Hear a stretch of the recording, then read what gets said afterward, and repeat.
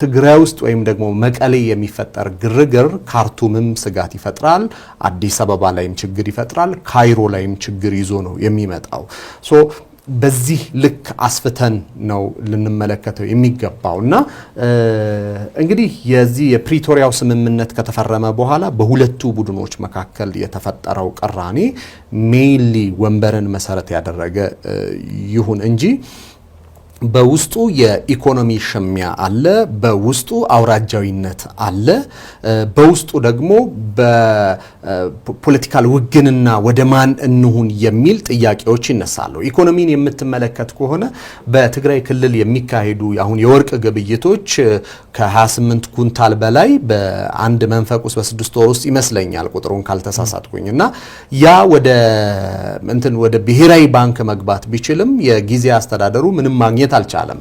ዩኤኢ ደግሞ በዓለም አቀፍ ደረጃ ላይ የምትታወቀው ወርቅ በመሰብሰብ ነው። ለምሳሌ የዩኤኢ ሐምዳን ደጋሎን ስደግፍ አልጁናይድ የሚባለውን የወርቅ ማዕከል ዱባይ ውስጥ ያለው ነው። ሶ ዩኤኢ እዚህ ተሳትፎ ላይ ወርቅ መሰብሰብ ላይ በዓለም አቀፍ ደረጃ አበክራ የምትሰራ ሀገር ናት። እንግዲህ ወይ በኮንትሮባንድ ወይም ደግሞ አሁን በምንለው መልኩ ወጥቶ ሊሆን ይችላል። ያ ወርቅ ግን ለፖለቲካል ዊፐናይዜሽን መዋሉን በአንድ በኩል ትመለከታለ። በሁለተኛ ደረጃ ደግሞ የፖለቲካል ውግንናን የሚመለከቱ ጉዳዮች አሉ። የፖለቲካል ውግንናን አንደኛው ነጥሎ ኤርትራ ጋር የወገነ አካል አለ፣ በተለይ በደብረ ጽዮን በኩል የሚመራው። ሁለተኛው ደግሞ በዚህ በአቶ ጌታቸው ደግሞ የሚመራው ቡድን ደግሞ ከፌደራል መንግስቱ ጋር በጋራ እየሰሩ ነው። ኦፍ ኮርስ የትግራይ ጊዜያዊ አስተዳደር የሚባለው በህገ መንግስቱ መሰረት ምርጫን ባለማካሄዱ ምክንያት ህጋዊ ስልጣኑ የተገፈፈ መሆኑ ይታወቃል። ፕሪቶሪያው ላይ መንግስትነትን በትግራይ ያጸናው የፕሪቶሪያው ስምምነት ነው። ያ የፕሪቶሪያው ስምምነት ደግሞ ልክ ስታብሊሽድ አድርጎ ጊዜያዊ አስተዳደርን ፈጥሮ ባክ ቱ ኖርማላይዜሽን ወይም ደግሞ ወደ መደበኛነት መመለስ እንዲያስችል ነው ስምምነቱ የነበረው። አሁን አንደኛው የህወሓት ቡድን ወይም ደግሞ ህወሓት ይህንን የፕሪቶሪያውን ስምምነት አጌነስት በመሆን ወይም ደግሞ ከዛ በማፈንገጥ የራሱን የፖለቲካል ስራዎች እየሰራ ነው። ያ የፖለቲካል ስራዎች ደግሞ አንድም መቀሌን የመቆጣጠር ነው፣ በሌላ በኩል ደግሞ ከኤርትራ ጋር የመወገን ቴንደንሲዎችን ትመለከታለ።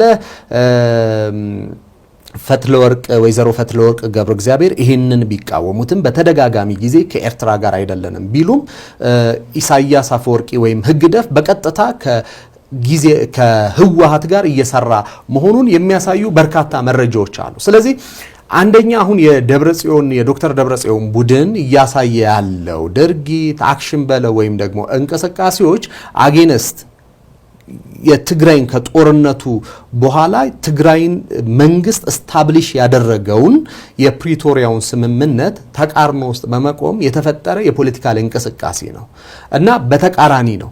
አብዛኛውም ጊዜም ደግሞ የሚተቿቸው የአቶ ጌታቸው ቡድን የዶክተር ደብረጽዮንን ቡድን የፕሪቶሪያውን ስምምነት አልተስማማቸው ወይም አልፈቀዳችሁም በሚል ነው። ይሄኛው ነው እንግዲህ መነሻው ግን የእንትን አለ፣ አውራጃይነት አለው። ደቡብ ያለው ክፍል ወደ ፌደራል መንግስቱ ሲያቀና፣ ሰሜናዊ ክፍል ደግሞ ወደዛ ያደረ ኢኮኖሚ አለው። እዛ ውስጥ የወርቅ ግብይት አለ። ከዛ በተጨማሪ ደግሞ የተለያዩ ውግንናዎችን ትመለከታለ።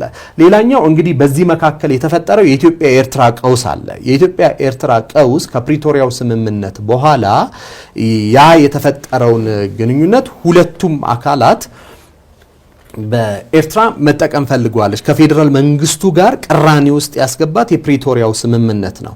ስለዚህ የፕሪቶሪያው ስምምነት የፌደራል መንግስቱንና አዲስ አበባንና አስመራን ቅራኔ ውስጥ በማስገባቱ ምክንያት በህወሓት መካከል የተፈጠረውን ክፍፍል ሽብልቅ በማኖር አንደኛውን ቡድን መነጠል ችላለች። በተደጋጋሚ ጊዜ አፍሪካን ኢንተለጀንስ ሰርቪስም የሚባለው ቡድን መጋዚንም እንዳወጣው ይሄኛው አንደኛው የዶክተር ደብረጽዮን ቡድን በተደጋጋሚ ጊዜ ከኤርትራ ጋር ንግግር ማድረግ መቻሉን ጠቅሶ ነበረ።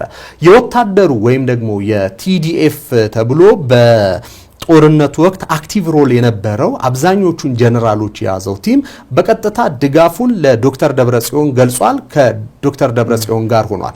ስለዚህ አሁን ህግደፍ ወይም ደግሞ ሻቢያ ይህንን ቡድን በሙሉ መቆጣጠር ችሏል። ይህኛው ቡድን ከፌዴራሉ ኃይል ጥበቃ ወይም ደግሞ ቅቡልነትን ለማግኘት ጥረቶችን ያደርጋል። በጎን ደግሞ ከኤርትራ መንግስት ጋር በስፋት እየሰራ መሆኑን ትመለከታለህ። ሌላኛው የትግራይ ምስቅልቅልን ወይም ደግሞ አሁን ያለውን የፖለቲካል ምስቅልቅል ከፈጠሩት እውነታዎች መካከል የፕሬዝዳንት ኢሳያስ ስጋት አለበት። አንደኛው የእሳቸው ከፕሪቶሪያው ስምምነት በኋላ ህወሓትን ሙሉ በሙሉ ማጥፋት ነበረ የእሳቸው ፍላጎት የነበረው። የፕሪቶሪያው ስምምነት ደግሞ ህወሓትን ህልውና ሰጠው። ህልውና ሰጥቶ አንድም በጊዜ አስተዳደር ህወሓት አንድም ደግሞ በህወሓትነት እንዲቀጥል ያደረገው የፕሪቶሪያው ስምምነት ነው። ያ የፌዴራል መንግስቱ አሸንፎ ቢሆን በትግራይ ጊዜ አስተዳደር ይቃወማል። ህወሓት የሚባል ፓርቲ አይኖርም። ሌሎች የትግራይ የፖለቲካል አክተሮች ነበሩ የሚሳተፉት። ኢሳያስ የፈለጉት ያ እንዲሆንና ህወሓት የሚባለው ቡድን በታሪክ መታሰቢያ እንዳይኖርለት ጭምር ፍላጎት ነበራቸው። ስለዚህ የፕሪቶሪያው ስምምነት ለህወሓት ዳግም ውልደትን የሰጠ ዳግም ድልን የሰጠ ዳግም ደግሞ የመወለድ ዕጣ ፈንታን ያስገኘ ነው በሚል ተቃርኖ ውስጥ ይገባሉ። ስለዚህ ህወሓት አቅም መጠናከሩ ለሳቸው ለኤርትራ ብሔራዊ ደህንነት ስጋት ነው ብለው ስለሚያምኑ ቅራኔያቸውን ኢሚዲየትሊ ነው ያሳወቁት። በህወሓት መካከል ደግሞ ክፍፍል ሲፈጠር አንደኛውን አንጃ ያዙና ደካማውን ወይም ደግሞ በፌዴራል መንግስቱ ቅቡል ያልሆነውን አካል በመያዝ በዛ ውስጥ ሽብልቅ ለማኖር ነው የሞከሩት። የሱዳን ፖለቲካ ላይ አሸናፊ የሚሆነው አካል በዚህ ጦርነት አሸናፊ የሚሆነው አካል የሱዳን ፖለቲካን በመወሰኑ ረገድ ትልቅ ሚና አለው። በሱዳን ፖለቲካ ውስጥ ግብጽ አለችበት፣ ኤርትራ ገብታበታለች። ኢትዮጵያ ደግሞ የራሷ የሆነ ፍላጎት አላት። ኢትዮጵያ የገለልተኝነት ሚና ቢኖራትም የሐምዳን ደጋሎ ቡድን ከአልቡርሃን ይልቅ ለኛ የተሻለ ነው። ምክንያቱም የአልቡርሃን ቡድን በህዳሴ ግድብ ላይ ሲያስተላልፍ የነበረውን እንደዚሁም ደግሞ የግብጽ ተላላኪ ሆኖ እየሰራ ነው። ያን የግብጽ ተላላኪን ብቻ ሳይሆን የኤርትራ መንግስትም ደግሞ በስፋት ሲደግፈው የቆየ ነው። የሐምዳን ደጋሎ ቡድን በኤሚራቲዎች የሚደገፍ ነው። ኤሚራቲዎች ከኛ ጋር ያላትን ወይም ደግሞ የእርስ በርስ ግንኙነቱን ወይም ከጠቅላይ ሚኒስትሩ መንግስት ጋር ያለውን ግንኙነት ያው የሚታወቅ ነው፣ ግልጽ ነው።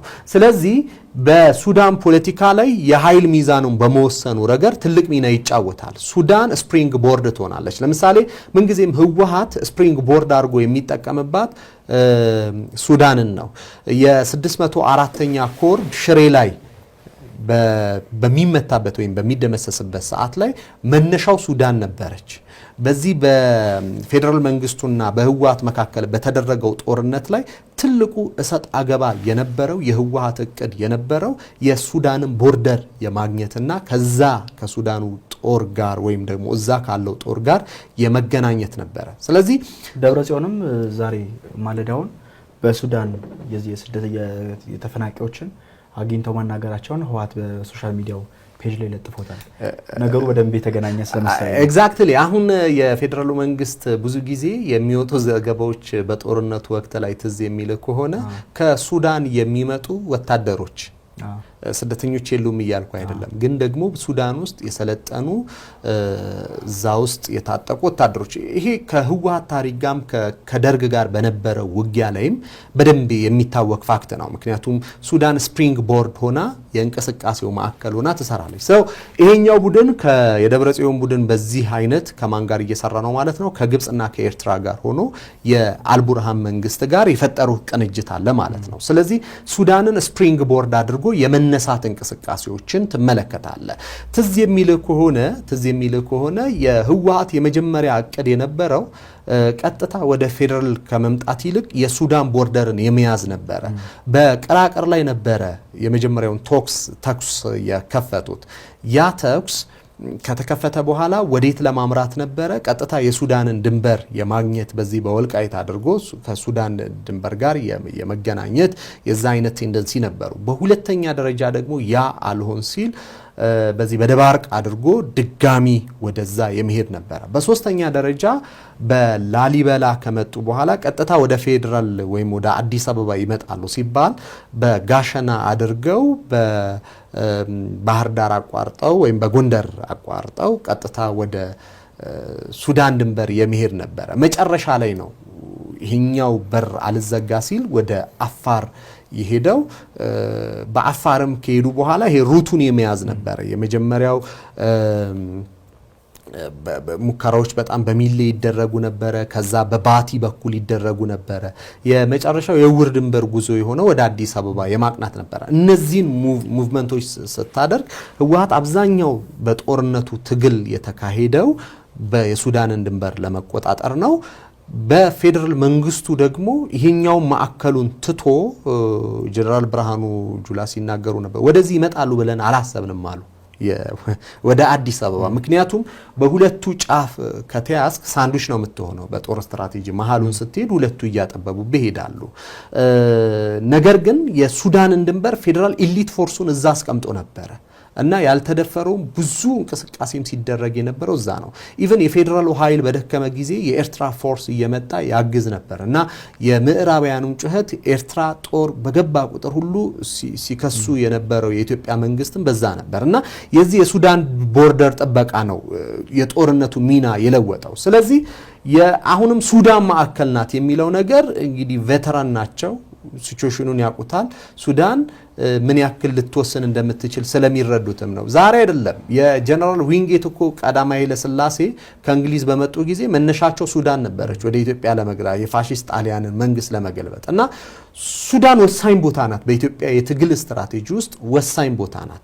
የደርግ መንግስት አንዱ ከወደቀባቸው ነገሮች መካከል ያንን አለማስጠበቁ ሲሆን በዚህ በፌደራልና በህወሓት ጦርነት በኩል የፌደራሉ መንግስት የሱዳንን ቦርደር መዝጋቱ ነው ትልቁን ለአቺቭመንትና ለድል። ጠቅላይ ሚኒስትሩም ደጋግመው ይናገሩት ነበረ ያንን ቦርደር አንከፍትም በሚል ማለት ነው እና ሱዳን ውስጥ